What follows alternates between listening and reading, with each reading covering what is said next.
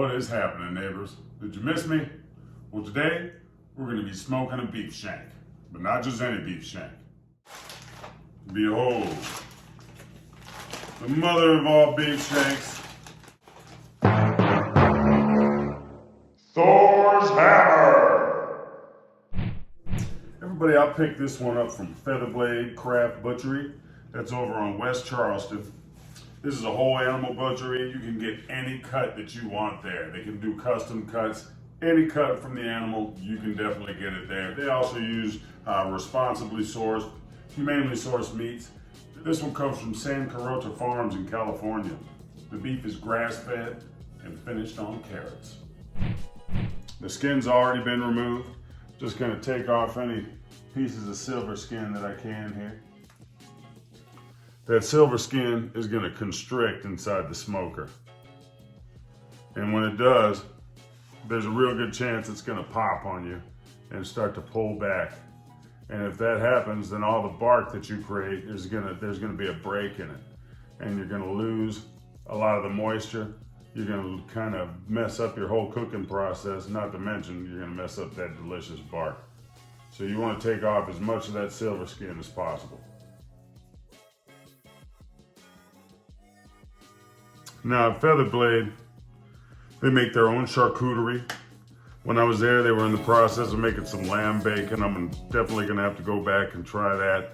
They have all the offal cuts if you like that sort of thing. They even have a burger with a mixture of some. You know, and it's really reasonably priced for what you're actually getting there. So you can kind of see the little bit of a darker color here, you know, on that beef. And that silver skin is really kind of constricted and pulled back tight over the beef. If I don't cut this off, or at least take as much of it off as I can without damaging this meat too much here, it's gonna snap on me in the smoker, and then we're gonna have a little bit of a situation.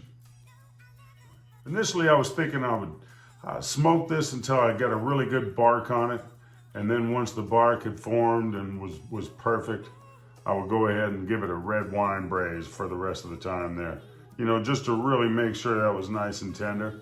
But I'm starting to think I'm gonna smoke this all the way through. And by smoking this slow and low the whole way through, we're gonna break down all those connective tissues, and that collagen's gonna absorb into the meat as much as possible. And it's gonna give us that nice, sticky, smoky, delicious barbecue sort of flavor.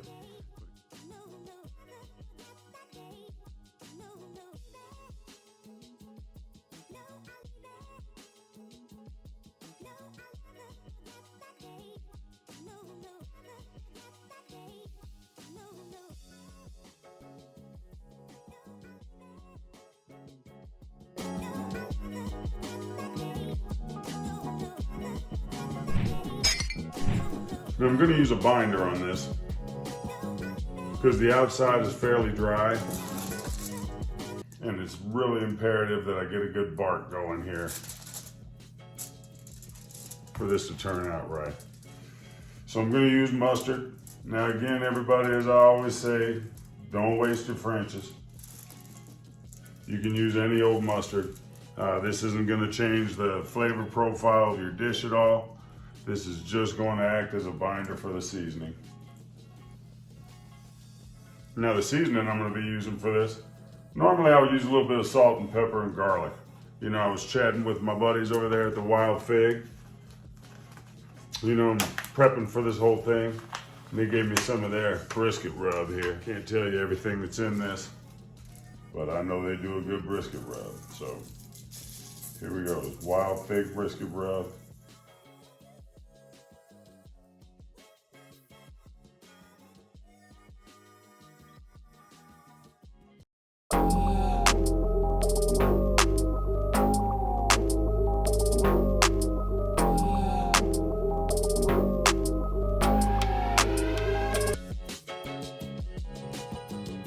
Now we're going to be wrapping this about halfway through.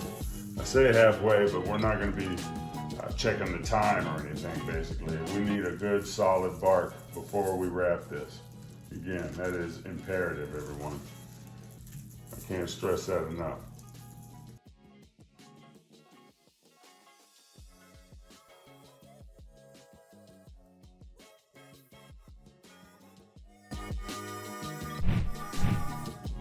just to get a little extra texture in there. I'm gonna hit that with some cooking spray. And do a little minced garlic on there. Not too much.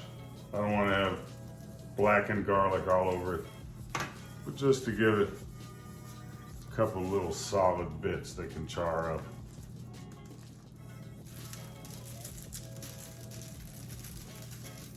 All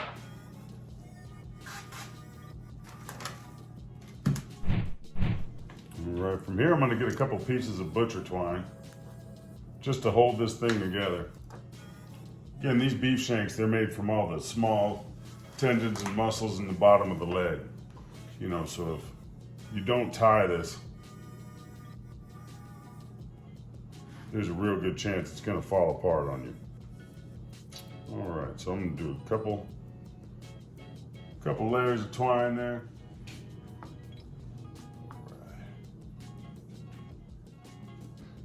Tie this nice and tight here. Put a pretty little bow on it, everybody.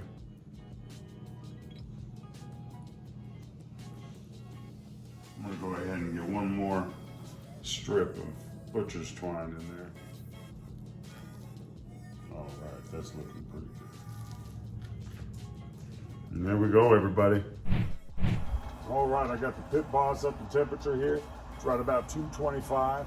Got that on a pretty high smoke setting here, loaded up with hickory pellets. Everybody, I'm gonna have to get a little creative on how I put this in there.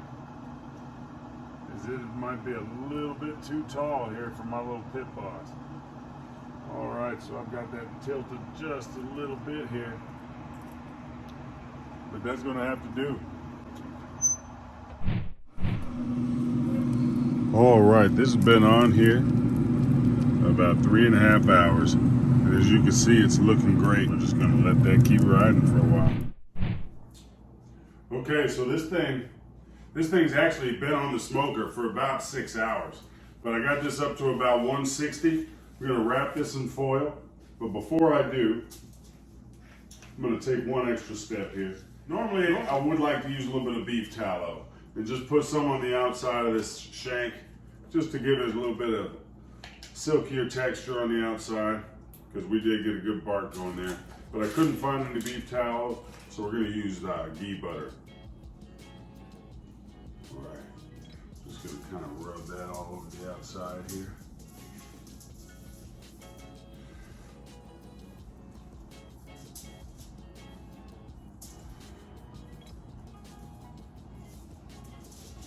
It smells fantastic already. Get a little more ghee in there.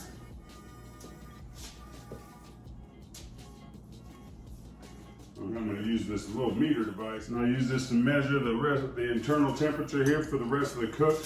I'm going to put this back on the smoker until it hits an internal temperature of between 200 and 205. All right, looks like we're gonna have to do a double wrap on this.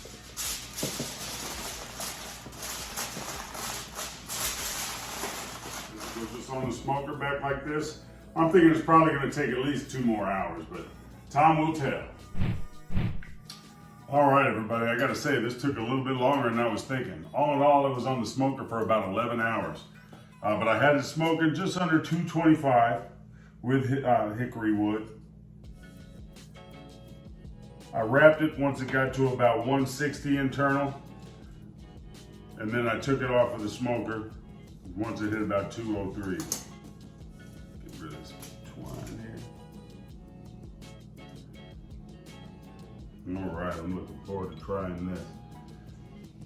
Let's see. Ooh, look at that. It just comes right apart. Ooh, the San Carota Farms beef shank. Let's see. It's got all that delicious marrow in there. All right, let's cut into this and see what we're looking at.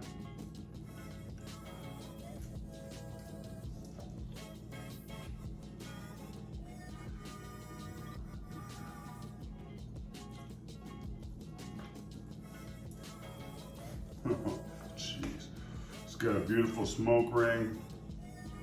This is just as tender as can be. Oh, look at that. All those connective tissues just melted down in there, and that collagen just really gives us that nice sticky sort of a texture. All right, let me pull out a good piece here for you. Look at that right there, everybody. Oh, that's nice and juicy. Mmm. You know, beef shanks already have such a rich flavor. All that meat's cooking right in there next to the bone. All the cartilage and connective tissue just breaks down really nice. And that wild fig rub really did a nice job on the bark as well. I was gonna braise this, but I'm really glad I kind of smoked it all the way through. Everybody, if you can get your hands on one of these Thor's hammers, tune into Cribs and Ribs, watch the video again, give it a shot, and press all your friends, everybody. If you made it to the end of this video, hit me a little comment. Let me know you made it all the way to the end. That way I know you're one of the real ones, everybody. I'm trying to get to 200 subscribers as soon as possible. I can only do that with your help. Cribs and Ribs.